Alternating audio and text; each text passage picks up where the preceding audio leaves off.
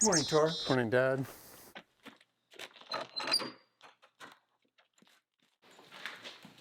Welcome to the shop. I built the shop in 1973, and Tor came on board.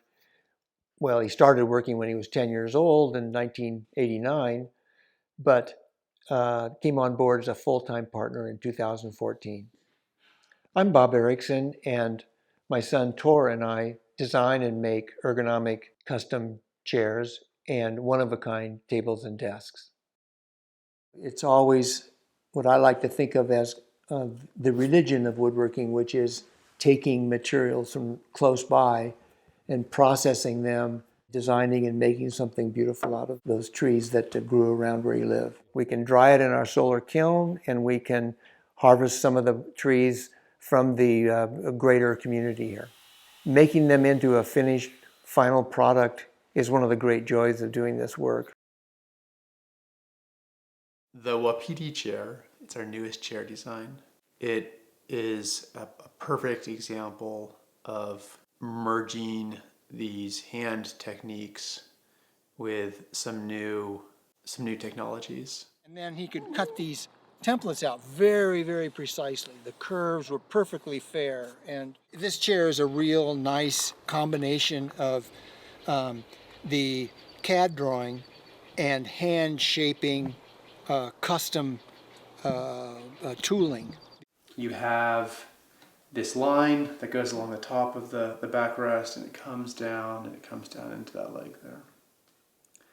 And so again, in order to make that happen, you have to get more mass right here. And then all that mass gets ground away except for this little bit. And see what it has on its insides. Quarter sawn to quarter sawn here, that is the best solution for a match in the middle of the seat. And I'm also looking at this figure here, so that helps. He's more kind of like the artist, I guess. He keeps things in his head more. He, when he's building a chair, he'll build a rocking chair, which is a very complicated piece of furniture, and he'll build it through start to finish without consulting a page of notes. And that's how his designs evolved as well. But for me, that's frustrating. Like, I want to know, like, what's that precise measurement here, and does this step come before or after that step? Engineering them or figuring out how to do those things in a way that is repeatable and works really well. I really want to get that process feeling good and right and perfect, and he wants to build the darn thing.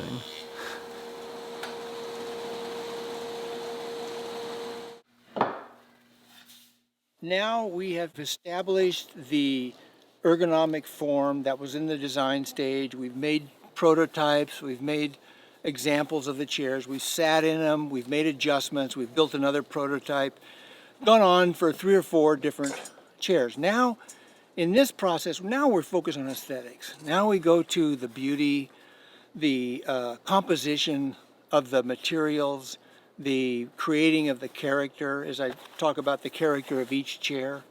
These are the things that we get focused on now as we're actually starting to build this particular chair. This particular chair is different than the one that was just finished. So that's what's going on now.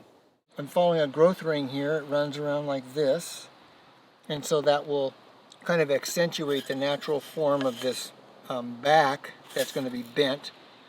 And then it has a slight arc across the top and the bottom. So that will kind of aid in that presentation. Very thin strips of wood that we've made out of the same board, and then we've bent them, glued them back together again against this form, and we get a nice curve, and I can show that to you.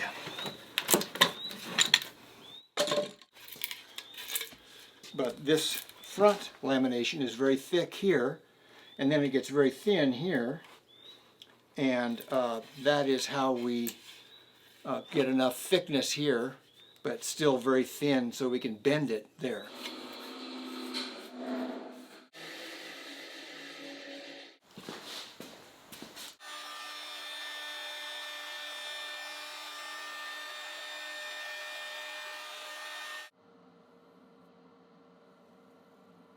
This is kind of our antler component of the wapiti or elk chair. And so I'm now going to prep the joinery for these by routing. These two pieces are going to go together like this, and then they get a slip tenon that goes into them, and then that will create our back leg.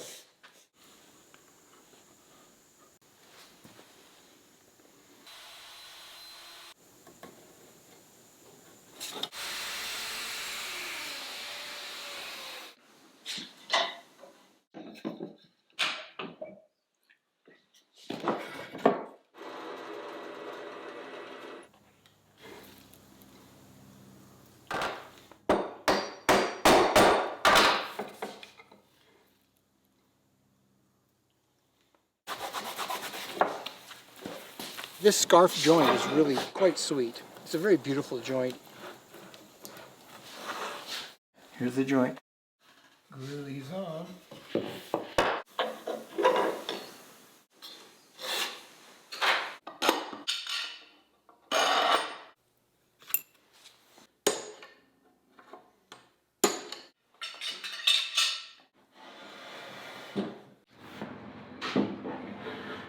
Well, okay, that's good. Now I just have to figure out, so now I have to fit that back to this compound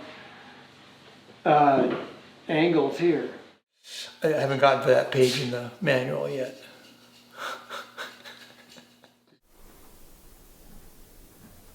And then when you,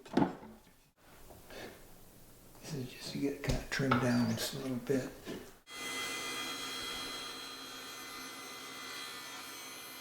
Then I turn it over to Tor, and Tor will then take this gigantic block of wood and refine it into a very elegant chair.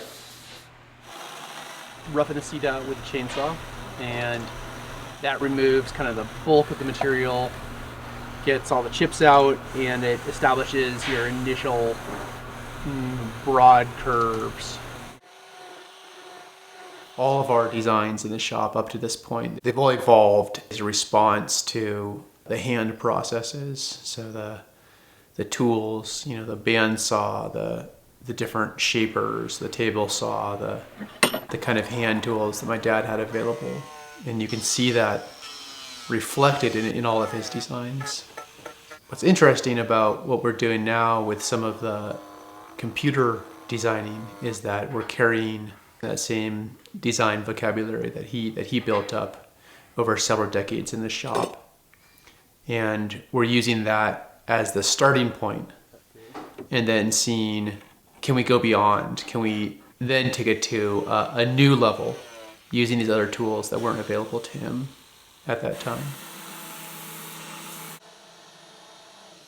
The key word for me in this, in designing chairs, is that use of the term gestures, because I think that relates to the kinds of creative aspects of creating an individual new chair design where you're using the forms, the curves, how the thing goes together. And these hard lines help define a unique form and shape and help it say something that is distinctive and unique. And it is that component that really adds the character of the chair and adds to the excitement and interest and beauty. But it all is in the context of the human form, the human anatomy. It's an amazing job. There's a lot to learn there, and you can go very deep in it. And there's a lot of rewards too, I think.